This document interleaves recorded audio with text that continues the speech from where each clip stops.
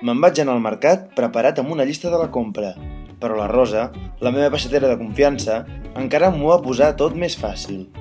Ella em va assessorar, em va ensenyar a netejar els peixos i fins i tot em va explicar com fer un all cremat.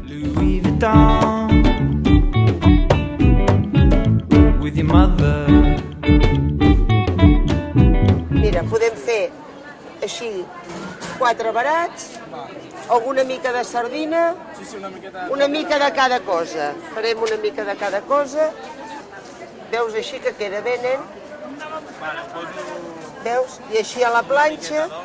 Sí, però la planxa seca, La planxa la poses al foc ben calenta. Sales una miqueta i ho poses a la planxa. Quan ja ho tens cuit, ho treus i l'oli d'oliva al plat. La planxa sense oli, I et quedarà més bo,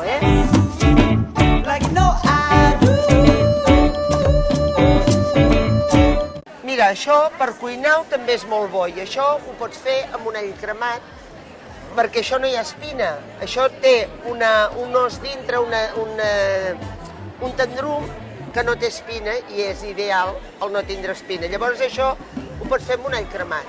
Tu agafes la cassola, poses oli, una cabeça d'all sense pelar, la talles per la meitat i la fregeixes ben fregida. Poses una tomaqueta. Quan tens tot això ben fregidet, jo hi poso un vaset de conyac. Quan això ja tens evaporat el conyac, que queda l'oli sol, tens la patata ja trencada, pelada i trencada. La poses amb aquest oli i la passes ben passada, la patata, que et quedi ben caramelitzada. Quan ja tens la patata ben passada, tens aigua calenta i poses una mica d'aigua calenta. I quan ja tens la patata quasi cuita, que la toques i està quasi cuita, i tires la moixina.